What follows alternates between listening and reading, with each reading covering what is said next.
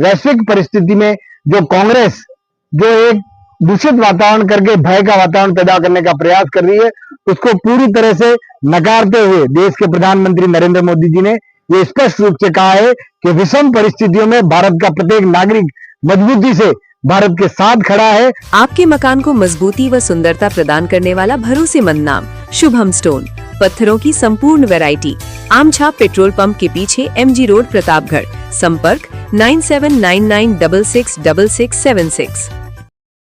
प्रतापगढ़ में राजस्व मंत्री हेमंत मीणा के अंबा माता स्थित आवास पर आज भाजपा कार्यकर्ताओं एवं पदाधिकारियों ने देश के प्रधानमंत्री नरेंद्र मोदी के मन की बात का 132वां संस्करण सुना। मंत्री मीणा के आवास पर इस दौरान कार्यक्रम के लिए विशेष व्यवस्थाएं की गई थीं। कार्यक्रम के समापन पर मंत्री मीणा ने कहा कि जो वैश्विक परिस्थितियां चल रही हैं, उसमें कांग्रेस द्वारा अफवाहें फैलाकर देश का माहौल खराब किया जा रहा है।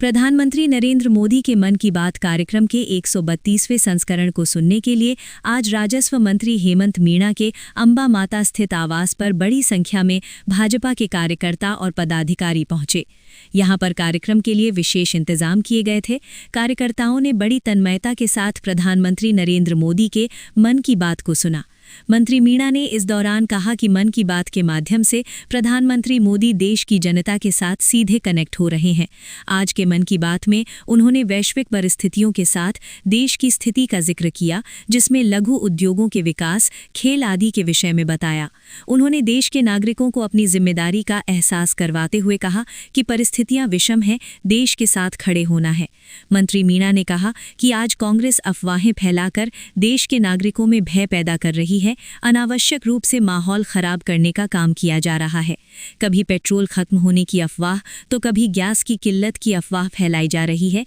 लेकिन देश के जिम्मेदार नागरिक अपनी भूमिका को समझ रहे हैं। कोरोना में जिस तरह उन्होंने मोदी के साथ खड़े होकर जंग लड़ी, इसी तरह से इस संकट की घड़ी में भी नागरिक देश को निकालने में सहयोग कर रहे हैं।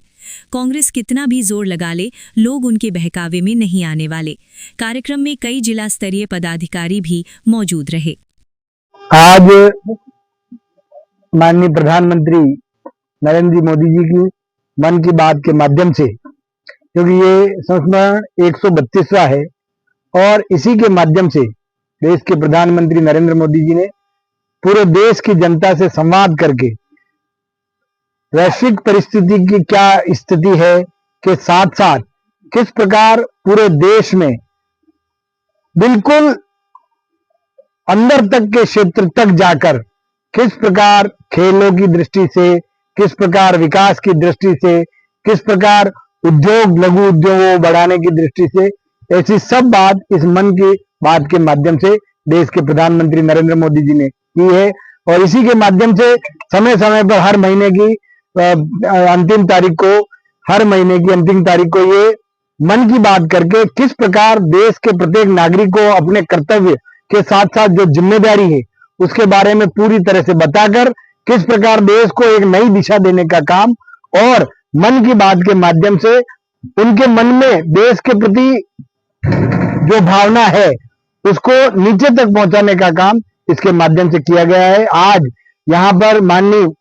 हमारे जिले के प्रभारी बंसीलाल जी खटीक साहब और संगठन के सभी महामंत्रीगण, सभी मंडल अध्यक्ष, सभी पदाधिकारीगण यहाँ रह के हमने मन की बात के माध्यम से देश के प्रधानमंत्री नरेंद्र मोदी जी की जो भावना है उसको सुनने के साथ साथ वैश्विक परिस्थिति में जो कांग्रेस जो एक दूषित वातावरण करके भय का वातावरण पैदा करने का प्रयास कर रही है, उसको पूरी तरह से नकारते हुए देश के प्रधानमंत्री नरेंद्र मोदी जी ने ये स्पष्ट रूप से कहा है कि विषम परिस्थितियों में भारत का प्रत्येक नागरिक मजबूती से भारत के साथ खड़ा है और इस विषम परिस्थिति में प्रत्येक नागरिक भय के वातावरण से निकल के, क्योंकि कांग्रेस का तो कल्चर रहा है कि वो वातावरण भय का पैदा करके लोगों में भय पैदा करने का प्रयास कर रही है, परंतु देश का प्रत्येक नागरिक देश के साथ खड़ा होने के साथ साथ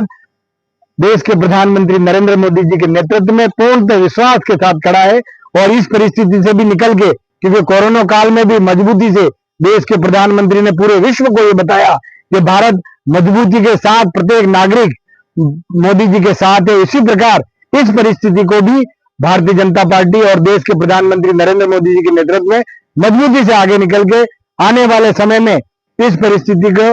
निपटाकर देश पूरी तरह से सशक्त रूप में वापस उभरेगा।